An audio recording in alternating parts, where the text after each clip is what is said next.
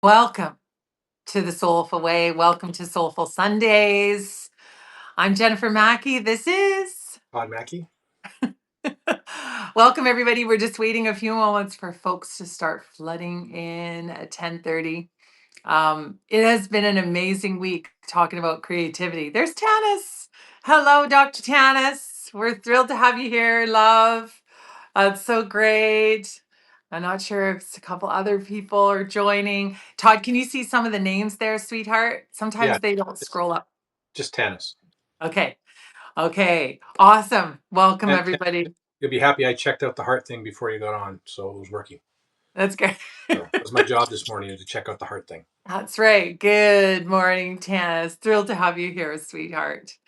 Oh, it's great. So, welcome everybody, whether you're watching this live or you're on the recording. Welcome to the Soulful Session. There's Greta. She's here too. Yay, love. Sending you hearts, darling. Oh, it has been such a fun couple of weeks. Sending lots of love, Todd. Oh, that's cute. Thanks, guys. Yeah, it's been an amazing week of creativity. So, as you know, those of you that are new, actually, the Soulful Way is where values meet life. And so every single month, we pick a theme for the month and then we flow into that and we see how it shows up in our lives. We create it.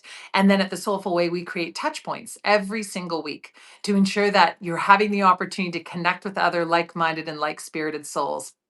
And you're having an opportunity to play with the theme of the month. And so May has been all about creativity. We started off with the roots of creativity, where we talked about from the dark ages and what that time meant for creativity in the world, to the Renaissance and how that enlivened, and how, okay, there we go. I'm looking forward to your session. My tech is having a creative mind. Rebecca.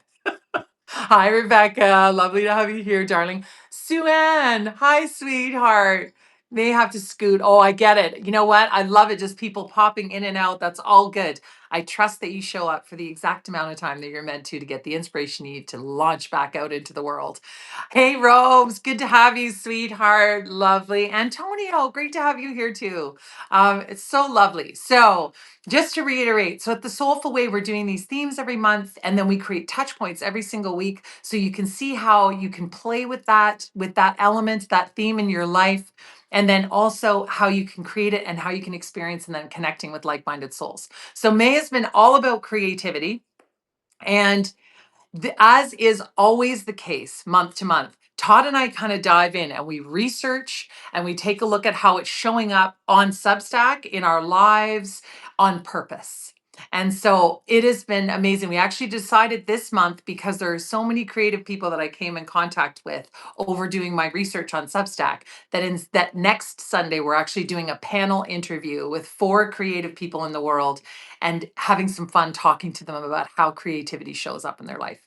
So today's going to be really fun. It's just your touch point for you to kind of dive back in, do a little bit of meditation, do a little creative thinking, and then get back out into your week. So I'll introduce my partner here in crime. Todd, maybe you want to say hi to everybody and then we'll pop into a centering. Good morning, everybody. Welcome to the Courage for Creativity session. That's great. That's really fun. Okay, so what we like to do is just do a little bit of a centering exercise, because we know we all have busy mornings or busy days as we head into this time. So just come to that place of calm and quiet. So just set all of your stuff aside. I invite you to just close your eyes or just pick a little gaze point in front of you that's soft, and just get into the breath of the moment. So just a few deep breaths in through your nose and out through your mouth. And just letting go of the busyness of the morning, the busyness of the day, depending on where you are in the world. And just coming into this moment, giving yourself a second of space and quiet.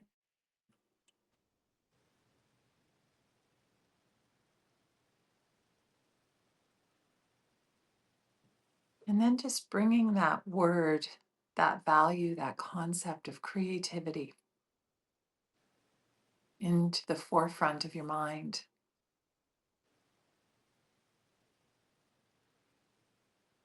How does creativity make you feel? What do you think about when you hear that word?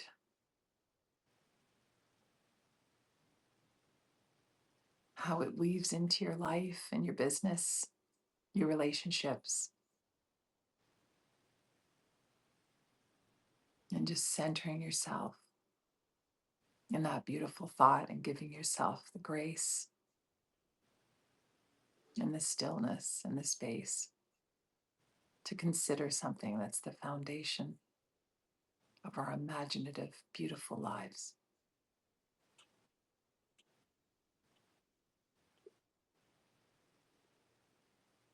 And then when you're ready, just wiggling your toes and your feet, and coming back into the room and opening your eyes. Welcome, everyone. There's something I've always found whenever I'm in groups or talks or creating, sessions. There's something about that giving ourselves the grace to just come to a place of calm, to just settle in one thought.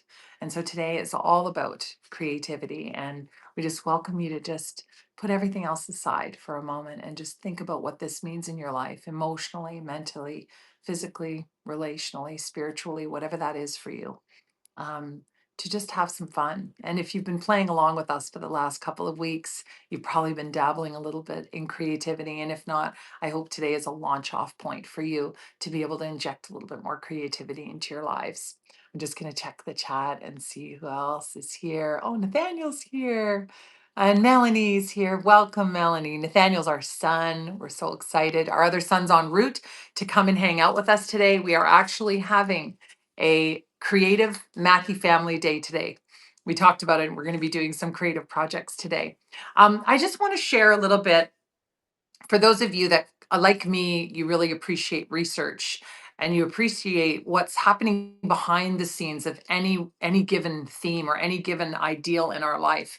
And so I always like to dive back in and see where things are at as far as health and wellness and what these themes mean for us. And so creativity, I went and I did some research, and the World Health Organization, I was surprised to know that they have done over 3,000 studies with hundreds, thousands of patients and subjects to be able to take a look at how creativity affects what's happening. So the studies have included dance and painting and music and storytelling and theater and singing and creative hobbies and community arts. And basically what they found across all those studies is that creativity and creative expression in whatever form actually lights up many, many areas of the brain. And so they are now utilizing that and talking about how that can help us to reduce anxiety and depression in our lives, have emotional resilience, and then stress reduction, that idea of social connection so that we feel more connected to the world. So we can think about creativity as being something that's a nicety, but when we think about it, when it comes to the research, it's actually a necessity for a lot of us, and it would benefit all of us. And then Harvard Neuroscience did studies as far as music in the brain. So whether you play a musical instrument, you're kind of dabbling in that, no matter how good you are at it. You're singing, you're doing composing, you're moving in rhythm. All those studies show that that actually lights up and connects active regions in the brain for memory and emotion and learning and movement and attention and reward and imagination. And so these ideas of being able to create for ourselves in our own personal lives, in relationship, to have fun with it, to be able to connect in our businesses in creative ways, all of these things actually have so much more power than just sitting down with our paints or our mass markers or doodling. It's so powerful for our health. And now, as many of you probably know, the creative expression and arts has such a therapeutic element to it now. And I actually work a lot with, Dr. Tanis is a former psychiatrist, child and adolescent psychiatrist. And then I actually have another client who's she's a psychotherapist, and so she uses creative arts expression in dealing with her clients that are suffering from mental health issues and to boost mental wellness.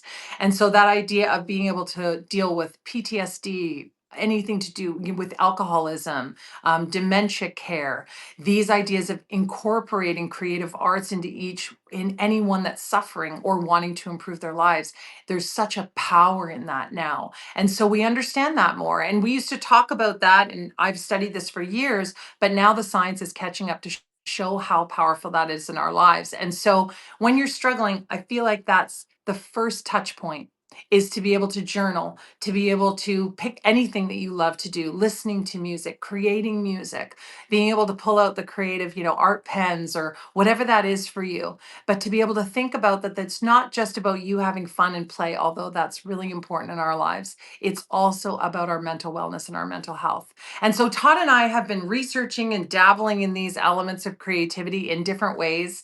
And so Todd's going to talk. I want you to talk a little bit now, honey, about just what's the research you've been doing about how this has shown up in different creative people that you've been looking at, because you and I have been talking and the stories are fascinating. And I know people would love to hear that. So yeah, Yeah. take it away. Thank you. I listened to there's a podcast called Smartless, and it sounds like a kind of an inane thing, but what I really like, it's basically um, three actors, um, Sean Hayes, Jason Bateman, and Will Arnett, who get together, and they're really good friends. They got together during COVID, and they had nothing to do, and they were bored, and so they just created a podcast with zero expectations, and they just get their friends to come on, and people like Bradley Cooper, and but it ended up being, it is now the number one watched podcast, I think, and it's been hugely successful. And what they do is they get together, and one of them will find a friend or somebody that they want to bring on, and they'll interview them, but they won't tell the other two who it is. So they basically have to just go off the cuff. So it's a really creative process. So I really like that as a basis for letting go of the anxiety around courage, so around creativity. So you just build up the courage. You don't think about it. You just start in. And so I And was, they were really surprised. Sorry to pop in, yeah, but they were really surprised. They were just doing it as kind of a spoof. yeah, And they had no idea yeah, what that would mean for people. In fact, they're the first ones to say that it's hilarious that it's taken off the way that it has. They're just talking about they've put so much into their careers creatively, yeah. but And then it's they just called show up smart. Yeah, spontaneously. yeah. It's called Smartless because it's basically there's nothing smart about it at all. So it's all tongue in cheek, and they've even had Barack Obama's been on it. So it's a really interesting, and it's an Yeah. hour. And what I like about it is they're such relaxed guys, and they're basically teasing each other, and really like they're best friends for like 20 years, 30 years. They tease each other, and it breaks down all the anxiety, and the guest comes on and they just have fun.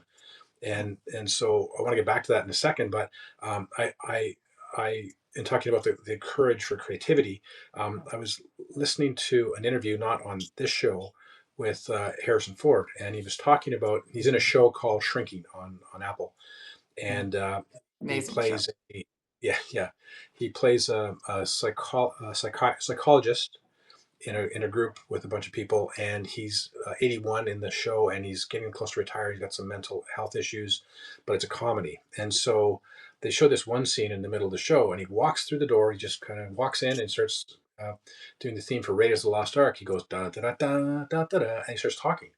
And they talked to him after about it. And so he played. He was in Raiders of the Lost Ark. He was the main guy. They talked about it. He said we had done 9 or 10 takes of me walking in, and it wasn't working. And so as I was walking in, I started humming this song, and I didn't even realize what the song was. It wasn't a conscious thing. He just let himself go because he was in this kind of zone, and the music basically brought him back into the sort of creative mode. And so the reason I Yeah. picked him is that I was listening a couple days ago to an interview on Smartless with a guy called John Williams. So John Williams is a famous composer. Like you will have heard his music everywhere. He wrote Raiders of the Lost Ark, so he wrote that little melody. It was funny that that's kind of Yeah. connected too. He also in 1977 there was two seminal science fiction movies that came out. One was Star Wars in 1977. The other one was Close Encounters of the Third Kind. And so John Williams wrote the theme music for Close Encounters, and he was talking about there's a musical phrase that they use in it. It's the aliens trying to talk to the people on Earth, and they don't speak the same language, so they send this message, and it's da da da da da. And John Williams talked about when they were creating it, he was sitting around with Steven Spielberg, and they said, "We need this. It has to be 5 notes, no more." And how we need to you need to come up with something. You need to come up with something. So he went and he said he did over 100 different connotations of 5 notes, and they ended up picking that one because it was a musical question. So if you listen to it, he said, "If I'll do two versions of it." So it's da da da da da. That's the question. And he said we could have wrote it da da da da da. It would have been a different sound. It would have been a different language. So it was really interesting that he was speaking and he was basically illustrating and coloring the movie with music, and that's a really interesting creative Yeah, process. absolutely. And I heard Denis Villeneuve talking, the director of Dune, and he talked about how the most important thing, the thing he loves most about doing those movies, is Yeah. working with the music.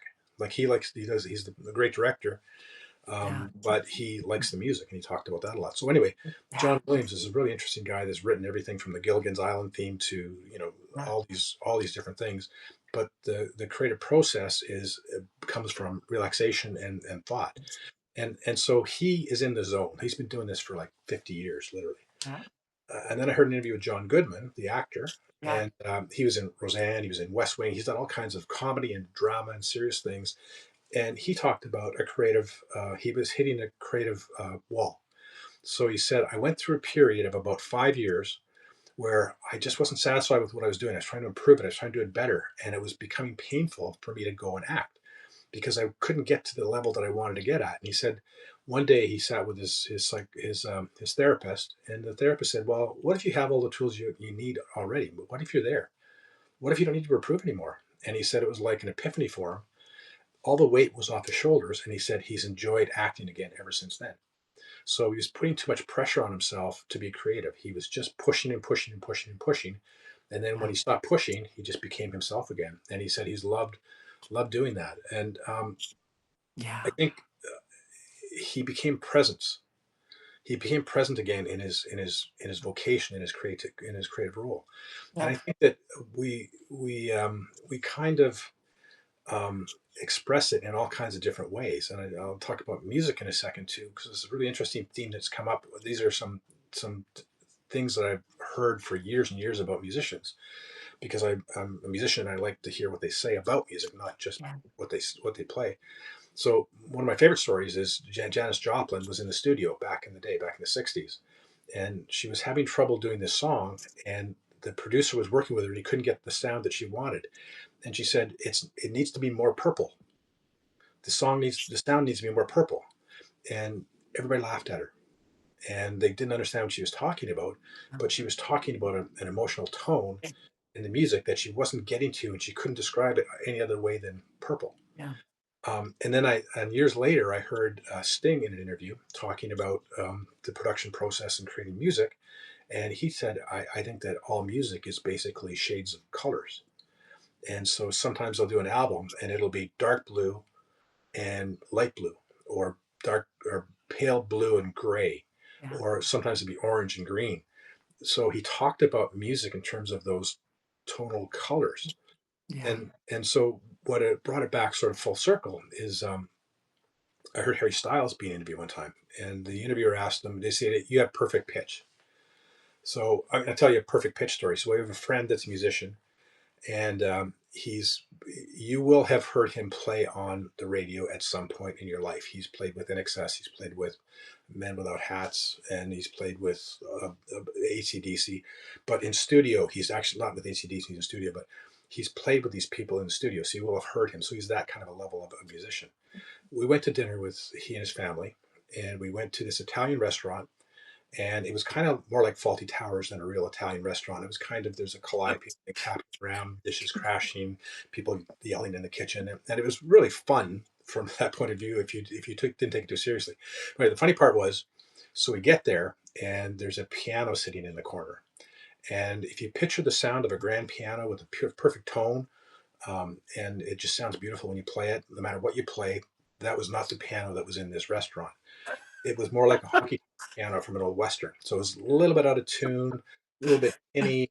And there Yeah. was, God bless him, there was this 14-year-old boy that was sitting there, and he was playing this classical. Sweetheart. He was doing his best, but it's out of tune, and he's good, but he's not professional. Okay, and it's Yeah. free, so we're not complaining. But we're sitting, and they put us at a table right beside the young boy playing the piano, and the young boy's playing the piano, and our friend who's the musician, who's really well established, he's losing his mind. He's out of He's tune. also autistic. So, that's an important thing to mention because he's also autistic. So, on top of that, it was like all of the noise. Yes. Yeah. Anyway, yeah, yeah, go So ahead. so Yeah. he's a guy that has perfect pitch, and Yeah. he's made to sit and have this circus of a thing going on around us. Plus the music is out of tune. It was like you couldn't have written. It was like a John Irving like scenario where everything happens at the same time. Yeah. Uh, the only thing was missing was the dancing bears in that scenario. And so why I mention that is because Bruce has perfect pitch.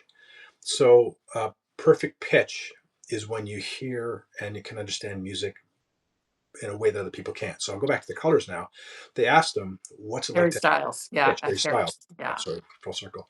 No. What's it like to have perfect pitch? And he said, "Well, okay, I look over there. What color is that?" And they said, "That's blue." "What color is that?" "That's red." That's the way I see music. So I see it in those tones. So he said, "Okay, I'm gonna." The interviewer said, "Okay, what's this? Hum a C sharp," and he hums a C sharp, and the guy plays the piano, and it's perfectly on that note. And he says, do a B flat," and does a B flat, and he sings it, and they hit the piano, and it's perfect. So Mhm. he sees music or he hears music the way we see color. And I mention this is because everybody doesn't have that same color differentiation Yeah. or musical ear or Yeah. ability to walk onto a stage and to um, uh, improvise a theme from a song that he didn't even realize he was going to do. Mhm. But it's part of the creative process for everybody. I think we all we dive into this and we are concerned about not being perfect pitch, not concerned about being a perfect singer, perfect musician, perfect illustrator. That's not the way. It's not the way the world's supposed to be. I think that we just have to have the courage to go out and create the things that we should be creating in our daily Absolutely. life because it all comes from presence. You get present, you create, and you feel better. So Absolutely. So many juicy nuggets in there. So many juicy lessons in there. Like that idea of John Goodman and the fact that we can continue to learn and learn and learn. And a lot of people, when they think of creativity, they think art. Like they think, oh, I paint or I don't paint. And you and I were talking about this.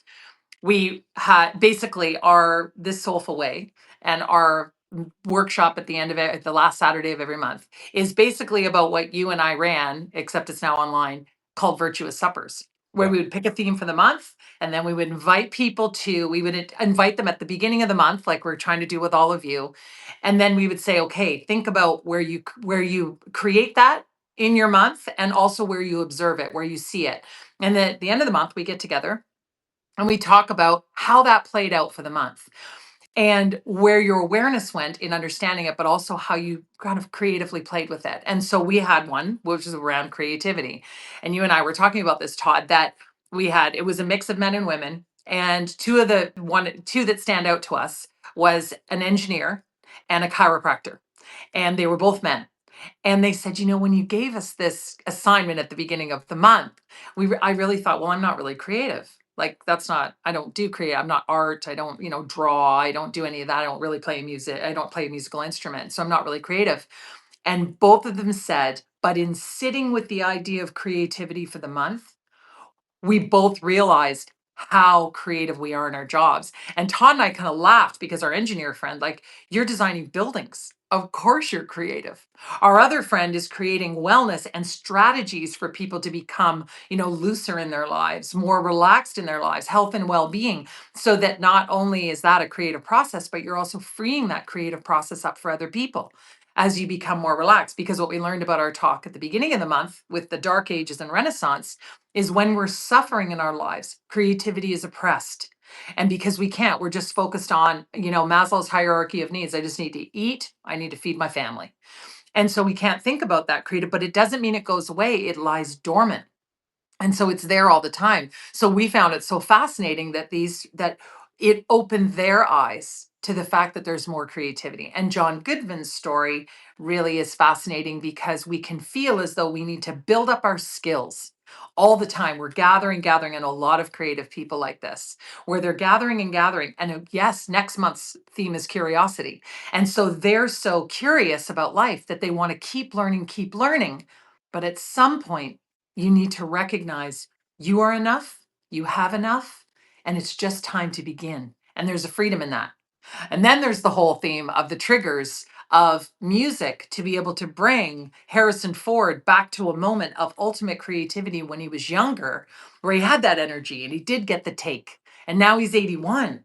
And so that music and power, like I was saying about music therapy or dealing with creative arts and expression therapy, is about creating those touch points where we come back to who we really are, as you said, Todd, in that stillness, in that peace, and cultivating that creativity.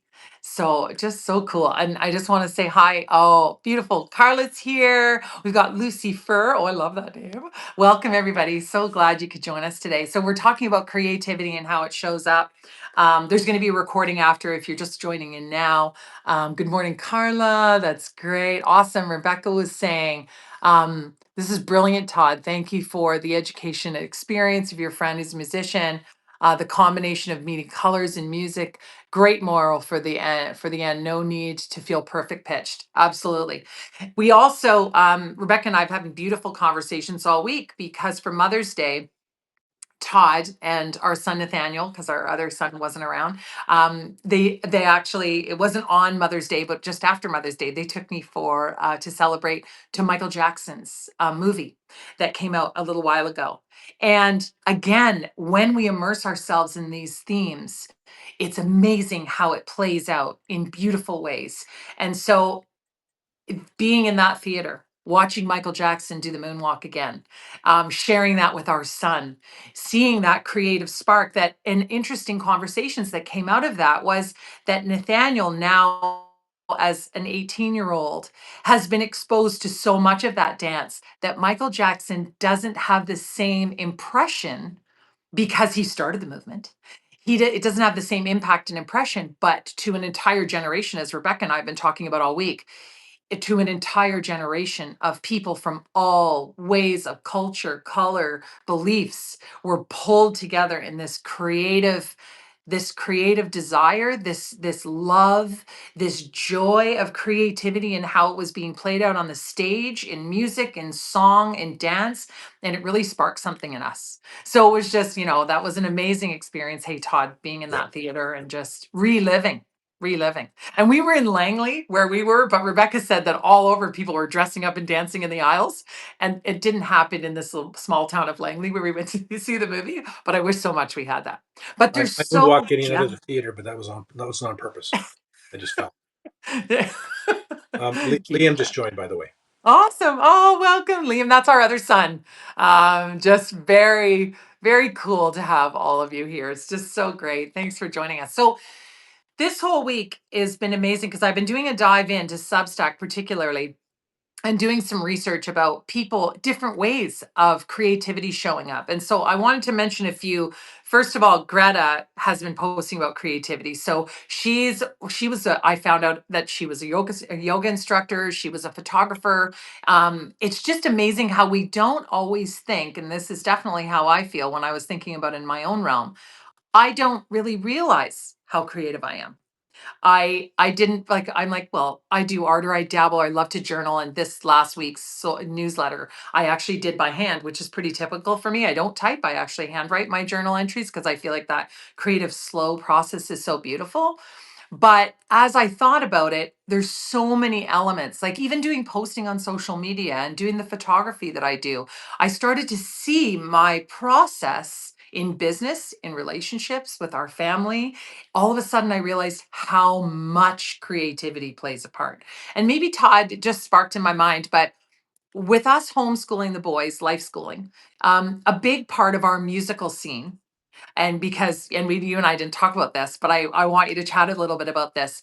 The creative process that we created, or that setting the stage for creativity in our home when it came to music. Because I didn't learn to play the piano when I was young because I took these boring lessons and I wanted to quit. And when Todd came into my life, he was like, "Well, I'm self-taught." And so maybe talk a little bit about our music room and creativity and how we tried to spark that in our boys. And Liam and Nathaniel will be nodding along as you're talking. Yeah, it's interesting. We've always had all through the house, and sometimes we've had it in one place. Right now, the instruments. Right now, we've got a piano upstairs, but we've got a Liam's Stratocaster and Nathaniel's Les Paul and my Warwick bass in the living room. and we've always got music on playing through, and I think just having it available is really interesting. I'm going to talk about Liam again. Now he's on, I can talk about him. When he was about 7 or 8, I remember he was sitting at the piano and he was playing, and he was doing this beautiful little melody, and it sounded like he made a mistake at the end, and he started to play the melody again, and he made the same mistake. He did it about 3 or 4 times, and it's like the old joke about what do you call it when you play the wrong note? A mistake. What happens if you play it twice? It's called jazz. And really, what Liam was doing was it was a sound that was comfortable to him. Yeah, He went to a dissonant sound, and he really was playing 7-year old jazz at the time. And absolutely. the boys, um, Liam has played guitar since he's about that, a little bit older than that. And Nathaniel is amazing, talented also, and he's played the drums, and he's taken piano lessons, and he plays the guitar now. And they're Yeah, very different styles, yeah, very complementary, very different, but it reflects their personalities. yeah. And I And think even the that was, art in our house too, right? It's always been like the drawing and the doodling. Oh, I can't believe you remember that, Liam said to Daddy. oh, Yeah, absolutely, yeah, yeah. I so think about many. that all the time. Yeah. Yeah.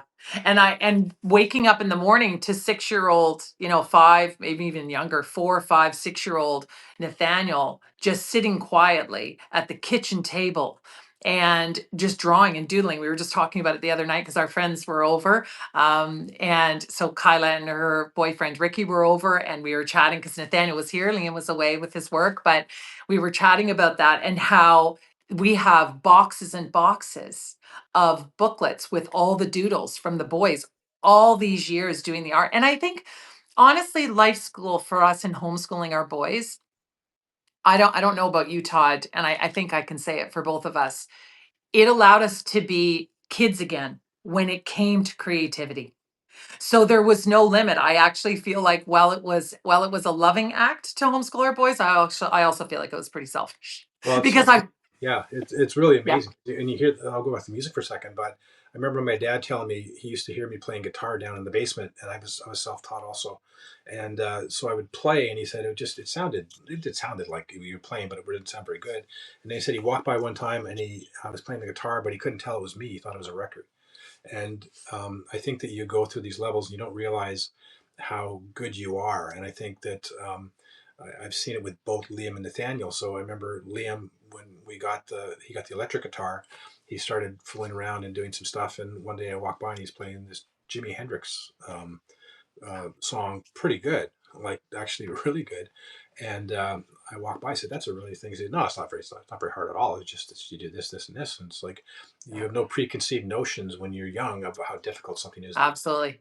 And And I'm I surprised noticed that with with Nathaniel too when he's playing Hosier, yeah, I was right? It's going to like say that. Yeah, he's I was going yeah, to say that. Yeah, Nathaniel yeah. playing the Mosier song, and it's just like, okay, It's not that's very good. It's not very good. And I'm like, oh my gosh, like to me it sounds like we're at a concert. Like, yeah. it's And the and he opening went to a song or whatever. and the Yeah. "Don't Let Me Down" by the Beatles. He was playing the introduction to that one too. It was Yeah. really good stuff. They're both really talented, And I think too is but they don't that, realize how talented that they John are. again. Yeah. No. And even and it's funny, we hate to be talking about you so much, boys, but you're here. And so, even if you weren't here, we'd be talking about this because you were so much a part of our creative life and still are. But it's that idea too of being really hard on ourselves, like John Goodman that thought, I'm not good enough, I'm not good enough. Like I haven't got enough. I haven't got enough. And so there really is in that process the idea of letting go of whatever the preconceived notion of what that creativity might look like. I know as a writer, I've had to overcome that my whole life. I actually had to put myself into a career and do a PR degree because my favorite thing in the world was writing. And I knew if I didn't align my life with some kind of writing, I didn't know whether I would have the courage to bring forth that creativity. And some of you may be feeling this way about your art, about what you're creating as far as music, about what you're writing. And I felt like it was so personal for me. It was so much a part of my soul that I used to think if I'm critiqued by somebody and they tell me that's not good enough, I really believe in my heart of hearts I'm a writer. And if I'm not a writer and it's not good enough for the world, what will I be? And I had to overcome that concern, that fear of being found out that you weren't as good as other people were. And so there's a portion of creativity where we have to set aside what the world might think of us in order for us to be able to find our greatest talents and for us to find out what creativity looks like for us. And I love in the world now, there's so much of it. Like I'm actually wearing a necklace today. I don't know if you can see it, but there's this little, like, she's so adorable. She's sitting under a tree. I had to buy it. We actually heard, it's called a KGB. Like I had to save the box. So this is on the island, on Granville Island in Vancouver. And she's just out there, like, living her joy. And she's been brave enough. And that's the thing with creativity, whether you're playing music or you're doing art or you're sharing your story, or you're doing your collage or you're, doing your photography, you have to be brave enough to not care what other people think in order to bust out and just try it. And Greta says, I completely understand that fear. Oh, I know. It is because we get in our heads that we get in that comparative mode and it can't flow from that place because it really isn't about anyone else. And we never want to stop creating or busting out. Next month is curiosity. So we're going to be calling all of you to do something totally different than you've ever done before. And then this month in my research, I actually found an amazing gal on Substack called, her name's Chelsea Lomandra. And she actually she's in Queensland, Australia, and she created a tiny home out of a bus. They call it a people mover in Australia, and it's a flat-ended bus, so it's got flat on both ends.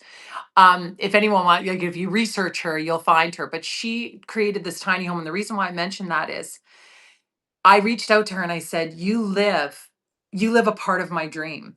And she is this artist who built this tiny home, bought the bus, renovated the entire thing. Every single element of her environment is about creativity. With the plants, with the art, she does ceramics, every cup. And because she lives in a tiny home, 99% of the stuff in her home she has made and created. And I don't know if all of you get this little spark, but I started researching how I started researching how we're going to move to a tiny home. Sorry, Todd. Todd and I have moved all over. My brother-in-law did the same thing in Costa Rica. And I think you mean, did you build a tiny home, Tana? So you'll have to clarify because but we've been talking about so many little things. But the reason why I mention her is she's this humble, I think she's probably in her late 20s, early 30s. And she just wanted to live the artist life. And she was actually featured on this. I'll send you guys, or I'll give you guys a link to the YouTube interview with her, because she was interviewed on the whole process of the renovation and why she chose this life. Built a tiny home on the beach out of a bus. I didn't know your brother-in-law did that. I think you said your brother-in-law. I'm just looking at your brother-in-law. Amazing. And I think that we may not all be able to do that. We may not turn our whole lives, this beautiful lady, that the KGB that creates these, we may not be able to do that with our lives, but we can inject creativity into many aspects. And with Dr. Tanis on here, she and I have been coaching together for about a year, and she's building this beautiful business, Glow Life. And she's been a part of Arbonne for years and went from psychiatry and wellness. And now she's building this wellness business. And there's so much creative process in that. As I was thinking about creativity this month, in all the clients that Todd and we launched 2 books for a client of ours, Melanie Van Hock, called The Awakened Feminine. Tanis actually has a chapter in that book. Todd has a chapter. I wrote a chapter. We got to work with these storytellers and launch their book. We have 2 other books that we're launching with clients over the next couple of months.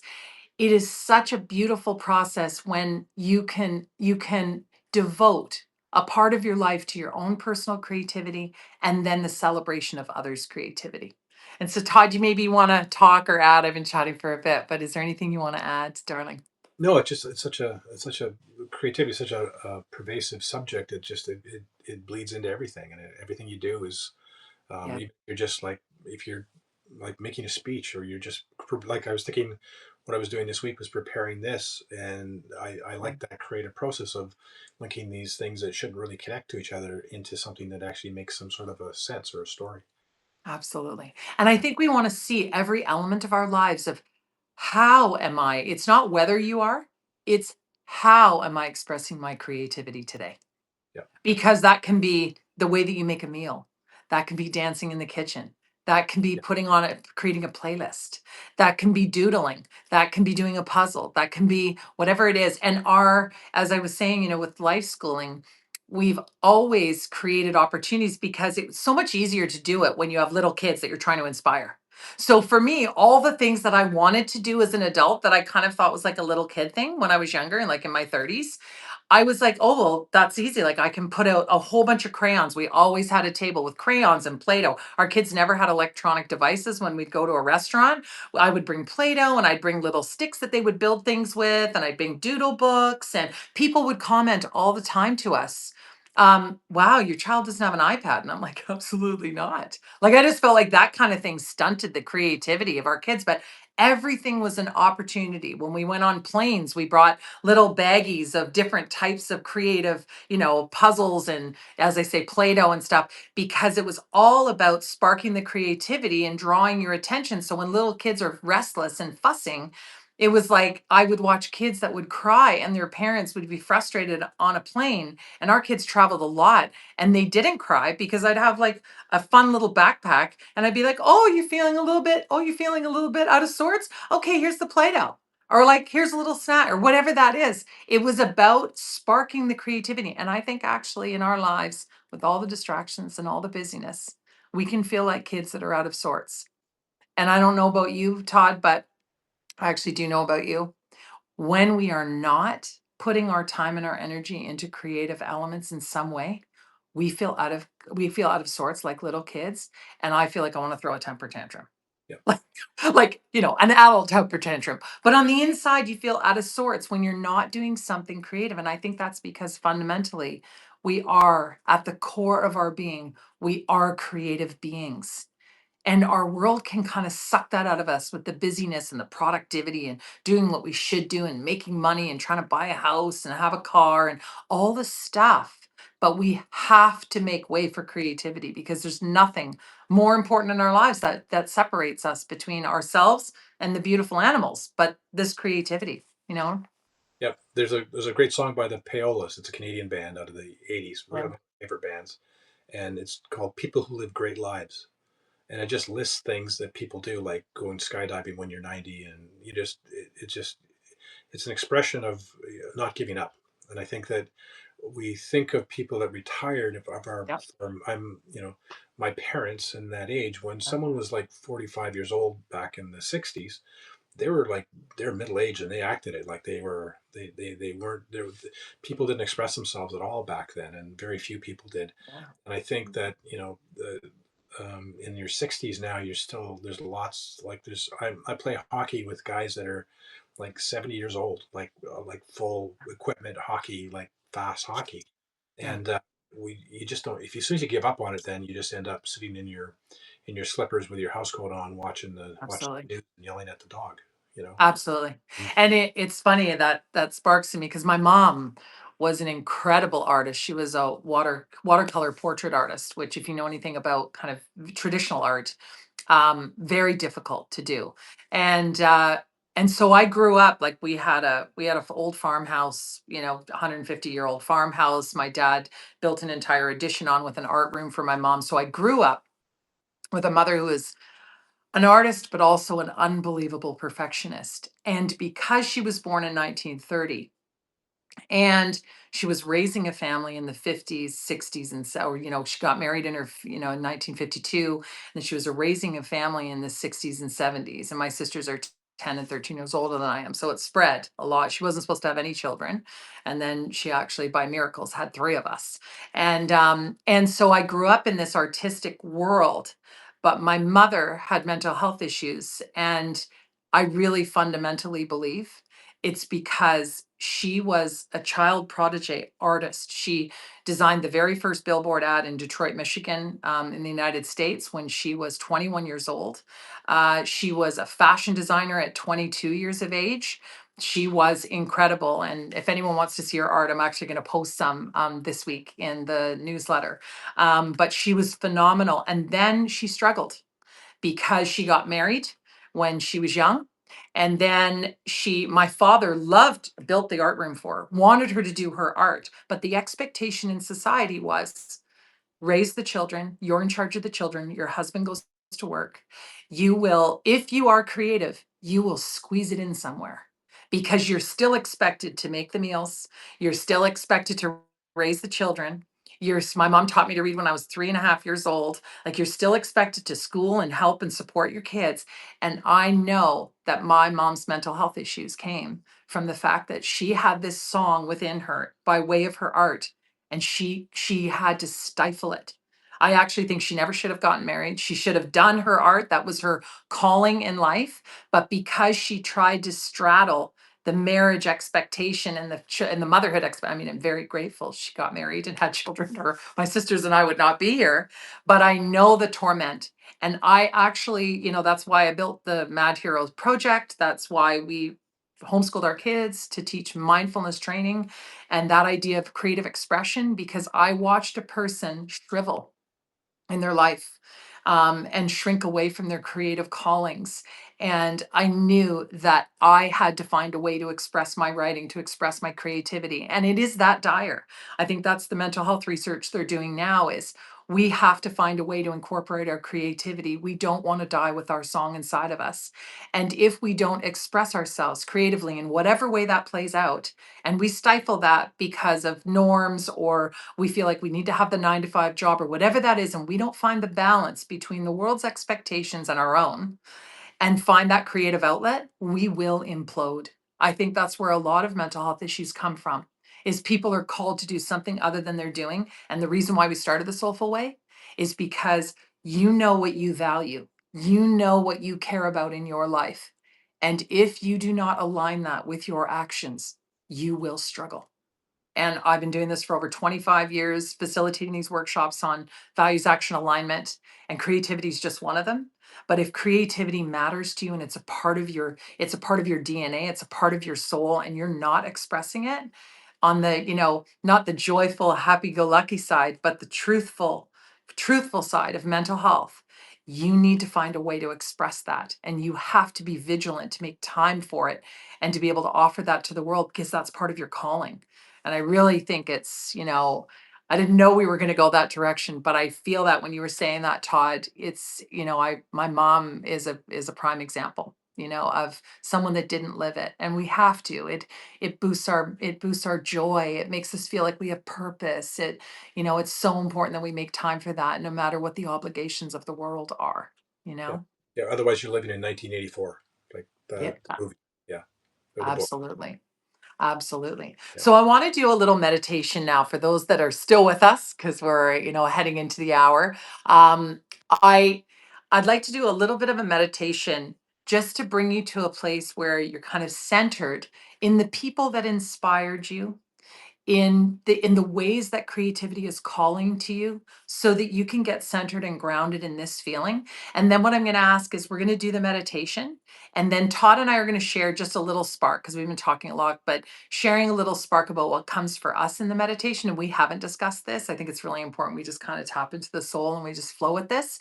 And then I'd love it, whatever comes to you as Todd and I are sharing after the meditation, if you can just pop into the chat anything you want, someone that inspired you, an art that you want to do this week. This is how we come together to encourage one another.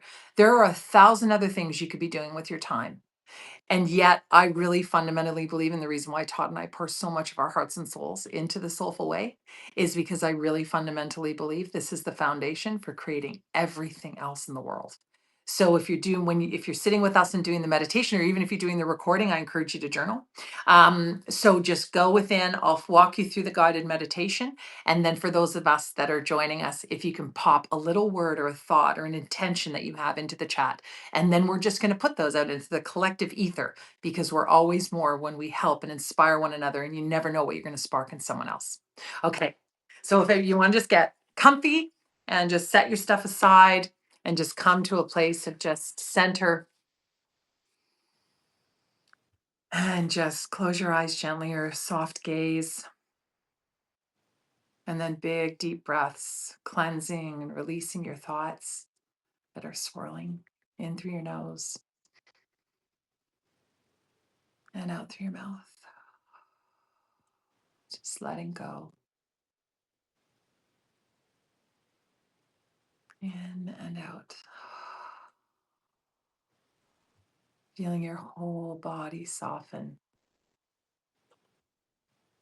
Feeling the energy of everything that we've talked about today and just tucking it in your heart, but clearing your mind.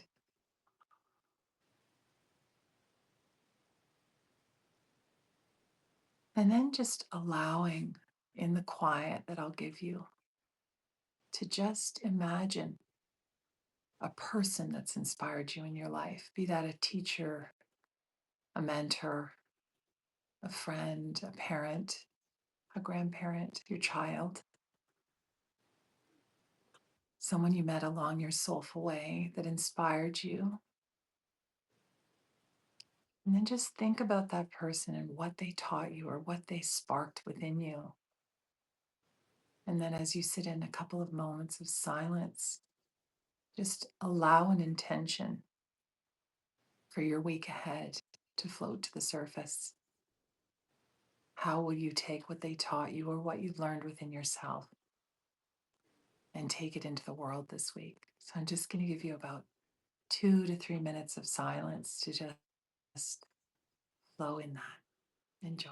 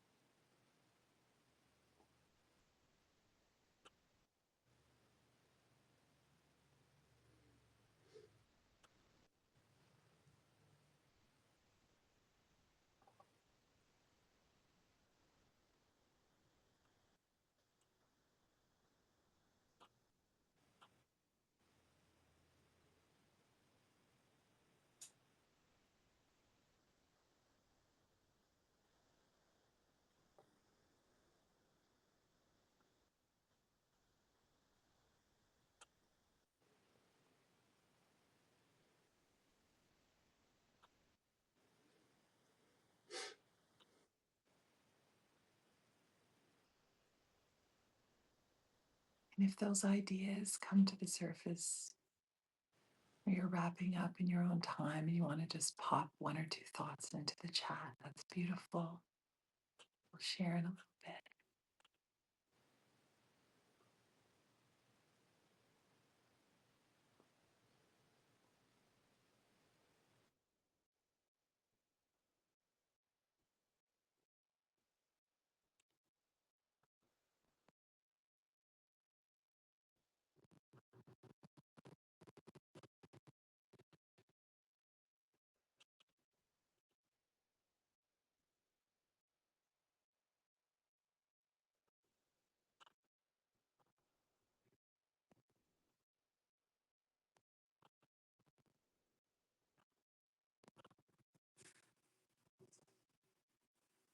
About another minute or so, just allowing those thoughts, those intentions to surface.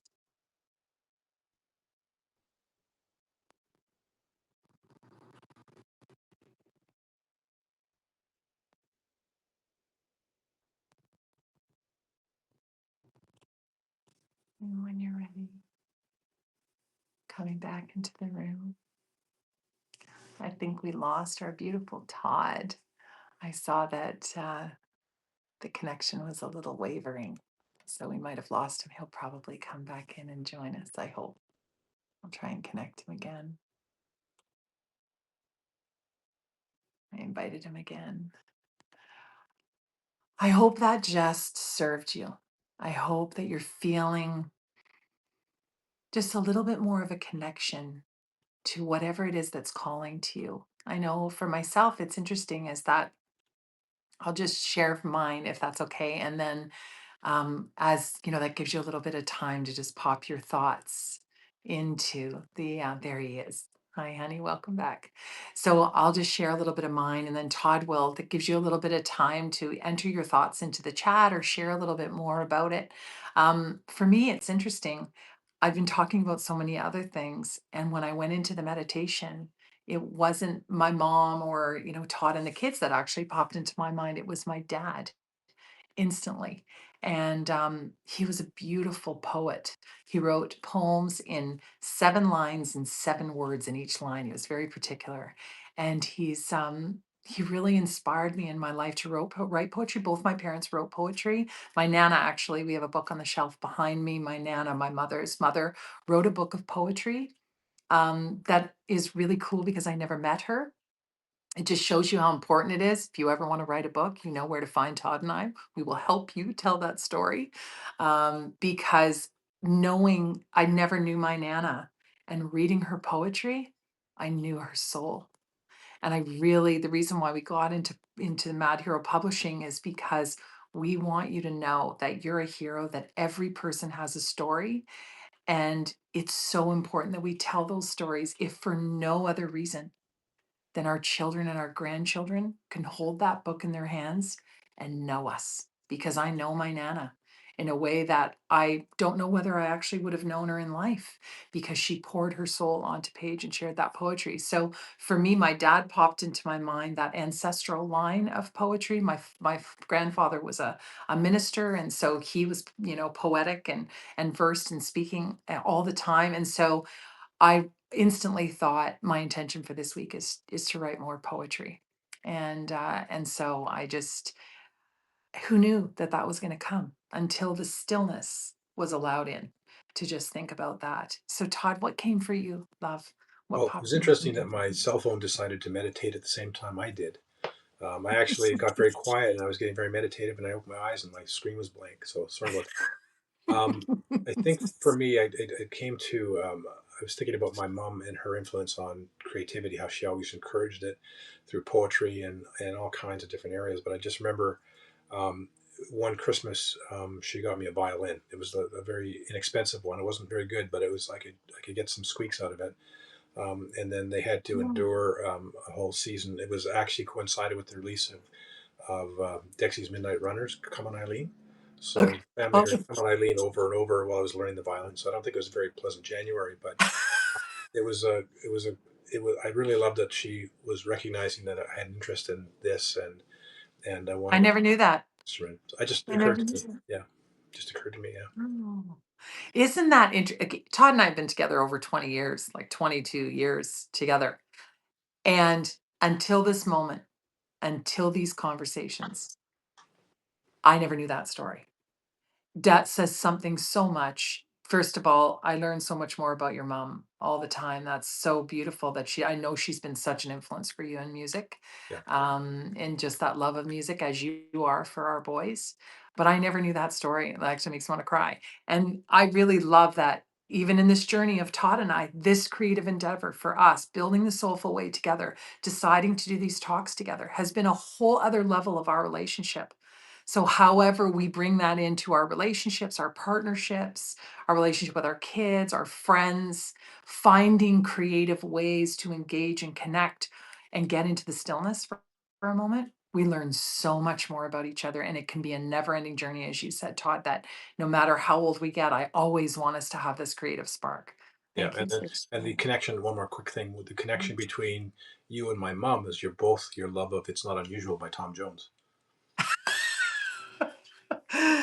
I love your mom, but I do not love that song. And actually, it's You love not it. unusual. It's What's New Pussycat. If you remember, I was tortured Yeah, working in the restaurant industry when we had a jukebox, because one day the staff got a hold of this idea that I did not love What's New Pussycat by Tom Jones, and they played it they played it 12 times in the restaurant, to the point where customers were complaining. And so, no, your mom and I had lots of feisty, fun connections, including her being a witch and knowing that we were having a redheaded boy, but and named Jonathan. who is now Nathaniel. And when I got my Mother's Day card from Nathaniel, I just love you because Nathaniel wrote me he did the art on the outside of the card. And then he wrote me beautiful message on the inside of this card. And then he signed it, Jonathan crossed through it because there's a joke about Todd's mom in that creative spark. She just thought he was supposed to be called Jonathan. So one time when she wrote him a card when he was a baby, she just wrote Jonathan. And so she crossed it out and put Nathaniel. So now it's the running joke. Your mom was beautiful. I love that. You're so cute. So, yes, I love your mom, but no. Okay, I want to read through people's beautiful connections here and I want to share because we're always so much more when we share together. So, okay, cool. Oh, I keep losing as I touch. It falls down. Okay. I want it. Aw, so Tanis wrote, "You're one of the mentors who has inspired me in creativity, Jen." Oh, thank you, Tanis. I find it an absolute joy to be on our journey together. And I really, if you right now, actually, I want to take just a second to mention this. So Tanis, she's been creating on social media for years and years, but she's making the leap over to Substack, people. So you're going to see me posting about her, and she's going to be doing articles. And she and I are thinking about doing a workshop on peri and menopause and health and how we're kind of tackling that for the members of the Soulful Collective. And so there's so much more to come. And I've learned so much through your Glow Life, Tanis. You're such an inspiration, and it's been one of the greatest honors of my life to work with you on that project. And I'm sure in one of those posts, folks, you'll be able to see that Tanis and I created this little logo called Glow Life, and she was wearing your T-shirt when she showed up for our session, our coaching session the other day. And so it was a great honor to take her beautiful idea and just put it into, a beautiful logo design that was on her T-shirts for when she went to Vegas. So there's lots that you can tap into from creativity and health and wellness from Tanis as she builds Substack. So I'll be sharing more about that. Liam said, thank you, Tanis. Liam said, I'd really like to journal more. Yeah. Oh, our boys are such beautiful writers as well, too. And I'm really glad to hear that, Liam. I mean, I've bought you a number of journals through the years, but you know that when you're young, it's your mom telling you to do it. And so I'm so grateful. You and I used to go on journal dates, Liam. And so we would go for Liam's birthday or my birthday, we would go on little journal dates together. And I'm really grateful that that's been something that you're carrying into your own life in your own amazing way, because it feels so beautiful that I pass that on from Nana and Papa and all of us, and Todd and I journal together too. So Tanis is saying, this week I've been thinking about inviting my daughters to join me in a creative activity, either dream boarding or poetry painting, pottery painting rather. So phenomenal.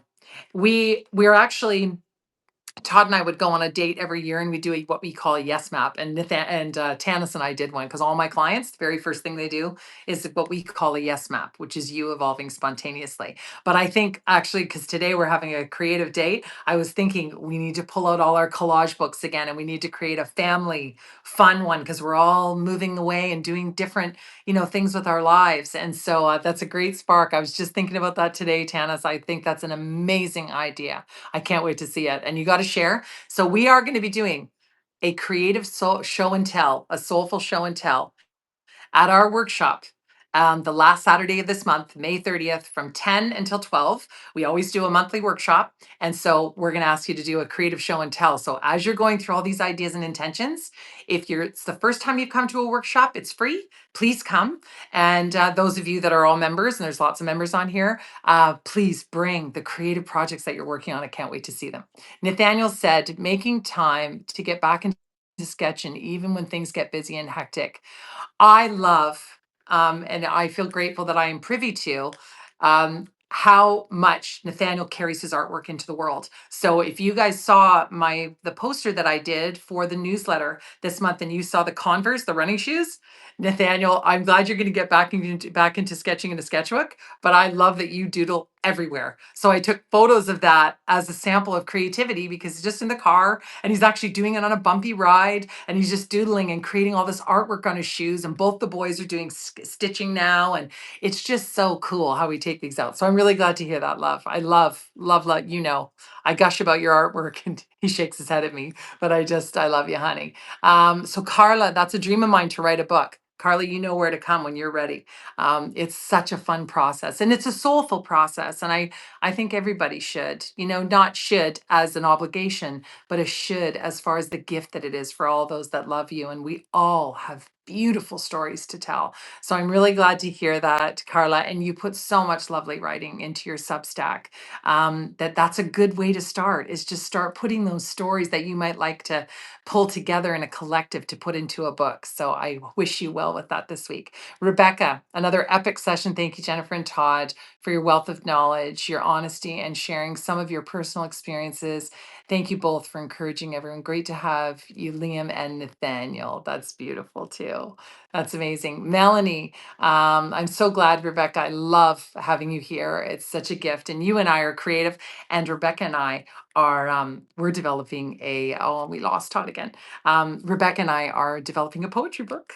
And so I'm very excited. We're actually doing, I hope it's okay I share, Rebecca, but we are both putting into every single theme of the month. I'm writing a poem, she's writing a poem, and at the end of the year, we're going to publish that book together. And so it's been a really beautiful project, just as way of focusing. I wanted to write more poetry, so did she, and we've come together with this project. And I'm thinking I might do an anthology that is about something around these themes as well too. So keep an eye out.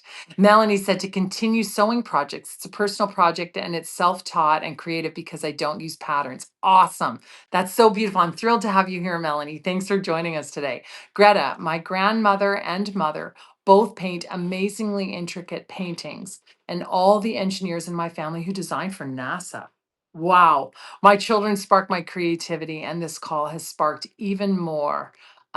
Beautiful. I'm so glad.